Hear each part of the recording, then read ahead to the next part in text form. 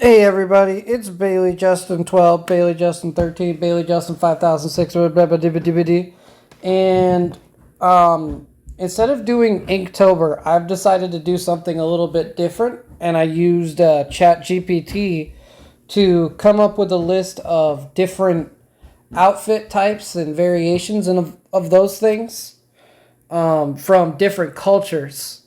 So basically, I'm going to try to get between 2 and 4 drawings done a week, and then I'll upload a compilation, which you're watching as we speak, of the drawing.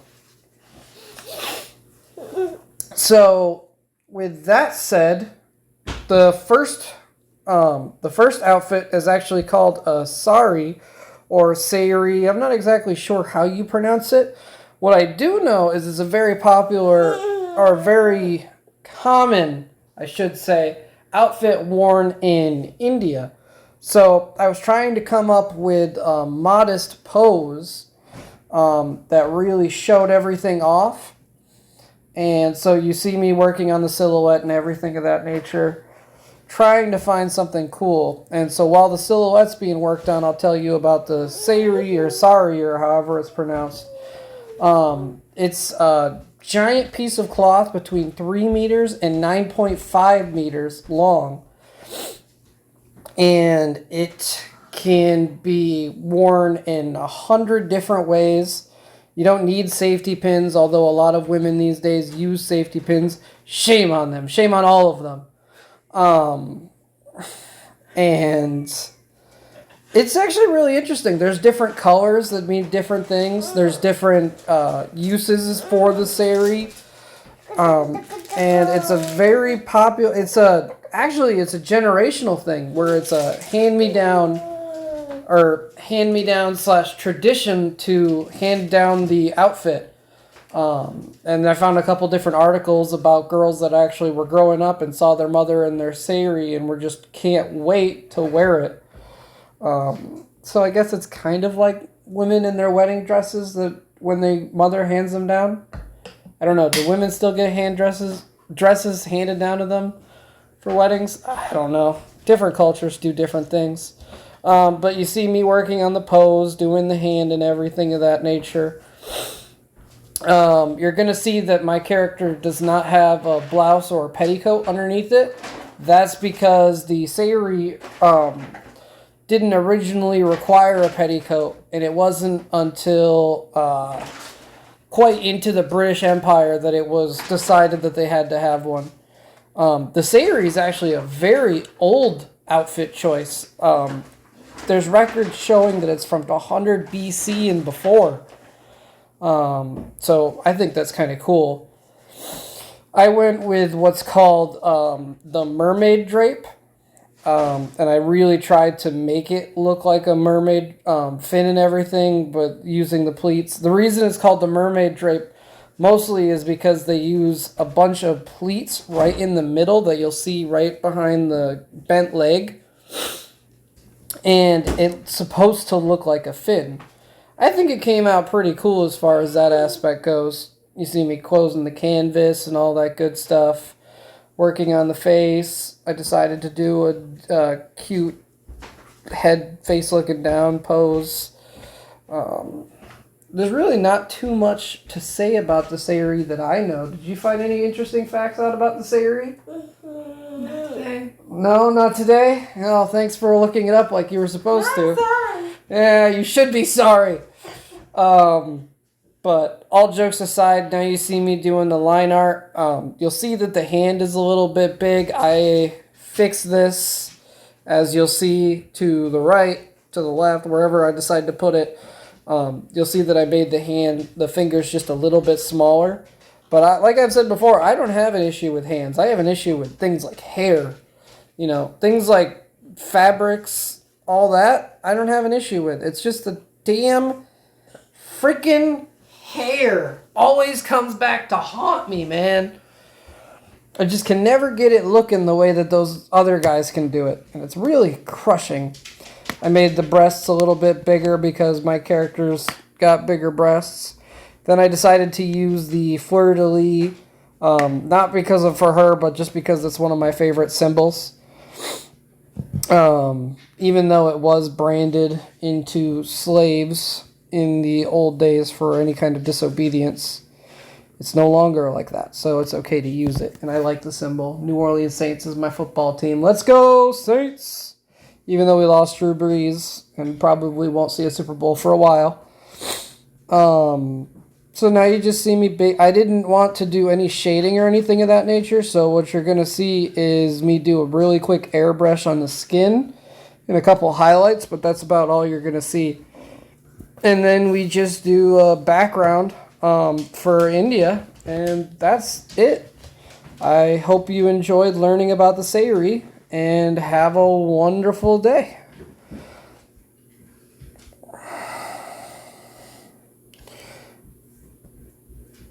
Everybody, it's Bailey Justin 12, Bailey Justin 5000, whatever. We're back here with the second video. I know that we just had the other video right afterwards, right before this, but for me it's a different day, so I'm giving you the whole spiel again.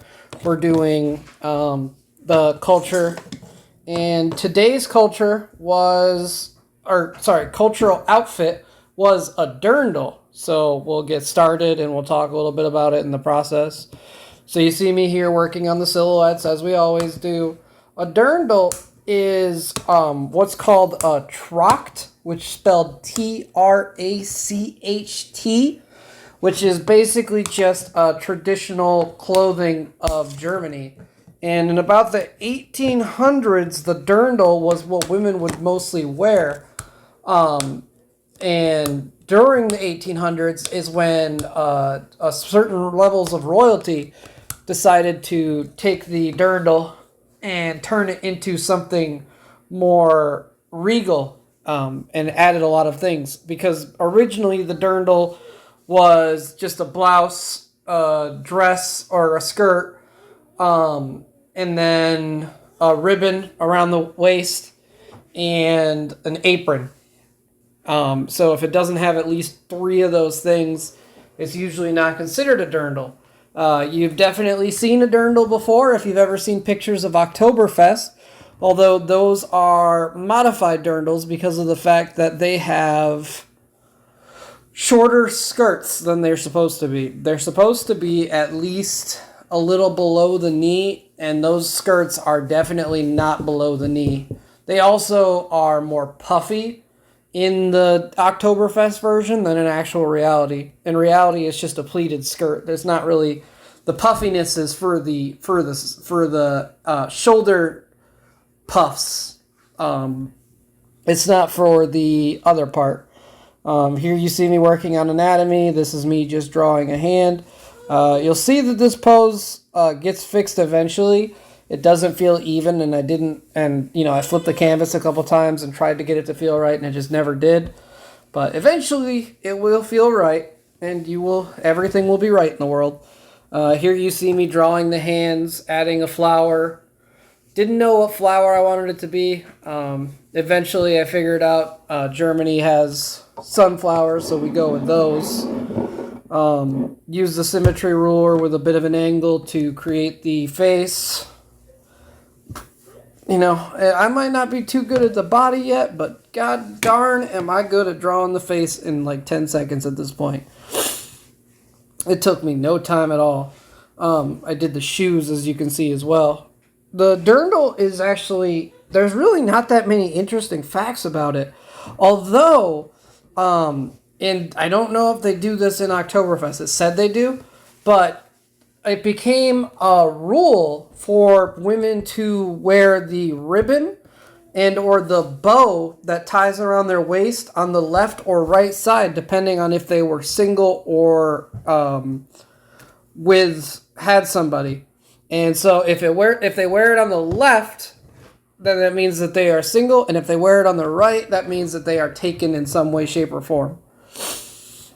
Here you see me just drawing the outfit. Like I said, it's only a 1 hour or a 1 day drawing. It takes like 4 hours, but No, it took me 3 or so, but still, the point of the fact is that it's not going to have the greatest line art or anything of that nature because it's such a fast one. I make the canvas bigger so we can enjoy the picture a little bit more, but it's not going to be anything too big. But really, that's all there is to know about the Dirtle. There's nothing too interesting about it, disappointingly enough. Although, if you ask me, I don't think there needs to be anything interesting about it. I think it's just a super cute outfit. I mean, the puffy sleeves, the fact that there's a ribbon on the side, the pleated skirt. I think it's just a super cute outfit. And I don't see anything wrong with it. So now we'll just talk about this, We put a gray layer underneath all of everything, and then we use... Sorry, let me say this correctly. We use the magic wand to select everything outside of the character, including the spaces between her arms and everything in the silhouette. And then we reverse the selection tool, which causes it to cover the entire character. And then all we do is, what's it called? Then we just take the bucket tool, hide the line art layer and every other layer, take the bucket tool, add gray to a layer underneath the line art and everything of that nature, and then create a folder, use that for coloring, and clip that folder to the bottom of the... to clip the folder to the layer that has the gray silhouette, and then we just created a nice outline using that silhouette, duplicating the layer. But that's really all for today. Hopefully I'll have more for you this week, or maybe this will be the final one this week. Who knows? Depends on how lazy I get. I worked hard on this one. I have to do research and everything before I do these, so it takes me a little bit of time even before I draw. So that's why it's not getting shaded almost at all anymore, because of the fact that I have to spend the time doing research instead. But I hope you enjoyed watching, and have a wonderful day. Hey everybody, it's Bailey Justin 12, Bailey Justin 13, Bailey Justin 4572, whatever the hell it is. And we're here today doing day 3 of our Culturetober. So now that I've said that, we can start.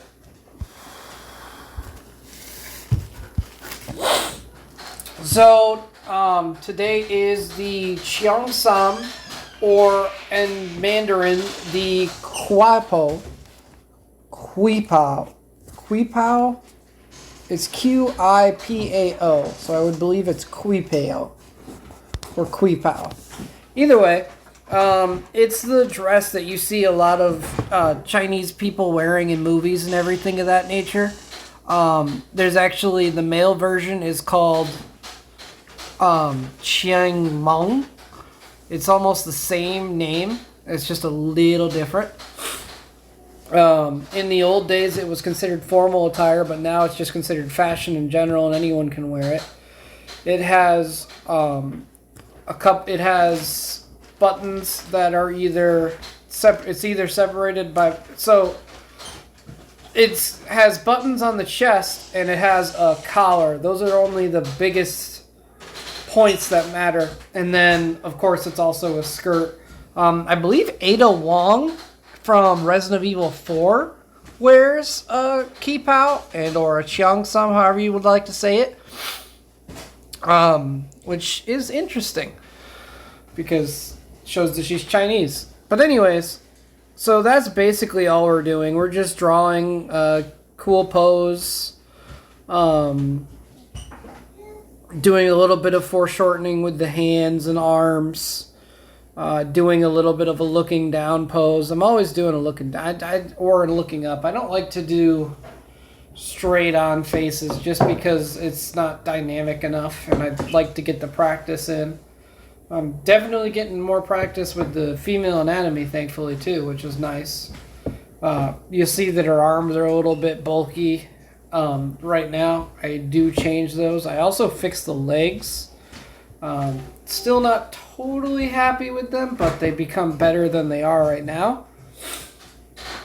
So you'll get to see that happen. But yeah, there's not any real history behind the Cheongsang, as from what I can tell, it was just right after the Qing Dynasty or Qing Dynasty, however it's pronounced. It was the next layer of formal attire, and then the communist, when it became communist China, they tried to outrun and get rid of the Cheongsam, which I can't say whether or not it's worked or not, because in Hong Kong, it's actually a schoolgirl uniform. It's a nice blue one in Hong Kong that girls, I don't know if it's private or public school, but you can find pictures of it if you want to. But then we're just doing the basic bamboo umbrella. There's really not too much to this. Like I've said before, for these I'm trying to talk more about the culture and any interesting facts. But I didn't see any real interesting facts, like, at all. So here you'll see me doing a type of cutoff. I do sleeves, long sleeve. Originally I had put the slit on the right side, but then I moved it over to the left side as it just didn't work on the right side, if you ask me. Technically, I should have actually put them on both sides, but we can just say that it can't be seen right now because of the fact that the one leg is because the body's turned. But yeah, definitely getting more comfortable with folds and fabrics and everything of that nature. Did a different pose. I'm really happy with how the hair came out on this one.